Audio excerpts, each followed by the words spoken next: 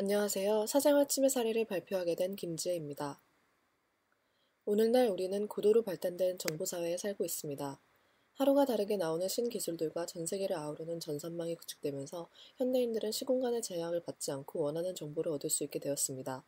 이처럼 온갖 정보가 넘쳐나는 사회에서 개인정보의 수집은 공공복지나 국가안보 등의 유익한 목적에만 사용되어야 함에도 불구하고 요즘 들어 개인정보가 타인에게 노출되어 심각한 사생활 침해를 초래하거나 범죄 등 불법적으로 사용되는 일이 점점 더 많아져 심각한 지경에 이르고 있습니다. 정보사회에서 사생활 침해는 다양한 곳에서 나타나지만 저는 크게 정보기기, 즉 스마트폰으로 인한 사생활 침해와 사이버 공간상의 사생활 침해 두 가지로 나누어 사례들을 조사해 보았습니다. 첫 번째로 스마트폰 어플리케이션으로 인한 사생활 침해 사례입니다. 아이스파이 카메라 앱은 지난 2009년 출시돼 세계 곳곳에 설치된 폐쇄회로 영상을 아이폰이나 아이패드로 전송해 실시간으로 해당 현장을 보여주는 앱입니다. 이 앱은 컨트롤 옵션이 있어 사용자가 카메라를 마음대로 조절할 수 있다는 것이 특징입니다. 특히 카메라 각도를 바꾸는 등 현장을 임의대로 볼 수 있습니다. 특정 화면에 대해 다른 사용자가 문제를 제기하기 전까지는 현장을 마음대로 볼 수 있는데요. 이에 다수의 사람들이 사생활 침해를 우려해 판매 중단을 촉구하고 있습니다. 하지만 아이스파이 앱을 지지하는 입장에선 사용자들의 윤리의식 문제이지 판매를 강제로 중단할 사안은 아니다라고 맞서며 논란이 되고 있습니다. 특히 우리나라는 전국의 목욕탕과 찜질방 등의 탈의실, 샤워실 등에 CCTV가 설치되어 있어 악용될 소지가 높아 큰 문제가 되고 있습니다.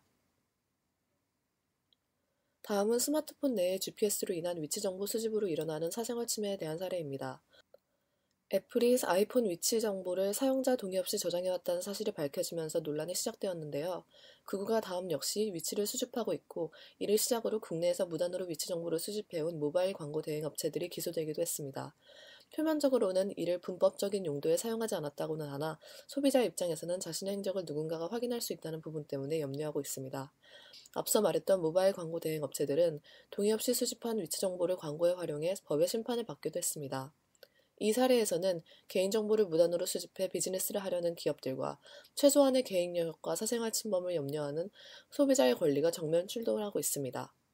최근 소비자들의 의식 성장으로 인해 사전에 위치 정보 수집에 동의를 구하는 경우가 늘어났지만 여전히 법적 기준이 모호해 좀 더 명확한 법 기준이 제시되어야 하는 상황입니다. 다음은 사이버 공간상에서의 사생활 침해 사례들을 발표하겠습니다. 첫 번째는 공인들에 대한 지나친 사생활 침해 사례입니다. 늘 사람들의 입에 오르내리는 공인들은 사이버 공간상에서도 사생활 침해를 피해가기 힘듭니다. 더군다나 사이버 공간의 특징인 익명성으로 인한 책임감 결여, SNS들을 이용한 빠른 파급력 등으로 인해 사건들은 일파만파 컨치게 되어 그 피해가 더욱 심각합니다. 공인들에 대한 사생활 침해는 너무도 많고 빈번해 그 사례를 다 들 수 없을 정도입니다. 아주 사적이고 감추고 싶은 비밀부터 공인들의 성생활까지 인터넷을 통해 퍼지는 것은 물론이거니와 실생활에서의 작은 몸짓이나 말실수 하나에도 불특정 다수로부터 심한 비방과 욕설을 들어야 하는 공인들의 사생활 침해 수준은 가히 심각합니다. 공인뿐만 아니라 공인의 가족이나 친지 혹은 방송에 잠시 출연한 일반인들의 신상 정보가 낱낱이 공개되는 등 사이버 공간에서의 사생활 침해는 공인을 넘어서 일반들에게까지 위협을 끼치고 있습니다. 이 역시도 법적 조치를 취할 수는 있지만 그 범위가 워낙 넓고 객관적인 판단이 어려워 경미한 정도로 제재를 가하는 게 대부분입니다. 법적 제재와 함께 네티즌들의 의식이 함께 성장해야만 해결될 수 있는 문제입니다. 마지막 사례로는 구글 스트리트뷰로 인한 사생활 침해입니다.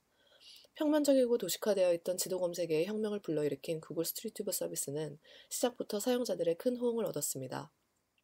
하지만 구글이 이 서비스를 위해 특수 카메라가 장착된 차량으로 시내 구석구석 360도를 촬영하는 과정에서 개인들의 사적인 장면이 담긴 사진들이 기재되는 경우가 수차례 발견되면서 사생활 침해 논란이 크게 일고 있습니다. 현재는 신고된 내용들을 모자이크하거나 삭제하고 재촬영하는 등의 방식을 사용해 대처하고 있지만 너무도 광범위한 범위를 다루고 있고 아직도 구현을 진행 중이기에 논란은 끊이지 않을 것으로 예상됩니다. 지금까지 정보사회의 사생활 침해 사례들을 크게 정보기기로 인한 침해와 사이버 공간상의 침해로 나누어 살펴보았습니다. 다양한 사례가 있었지만 종합해보면 그 형태와 정보를 막론하고 정보사회에 있어 사생활 침해의 문제는 이미 다 너무 깊숙이 자리하고 있으며 이를 줄이기 위해서는 명확한 법적 제도의 정립과 신속한 조치뿐만 아니라 정보사회에 살고 있는 구성원 모두가 바른 의식을 가지고 함께 노력해야 하겠습니다.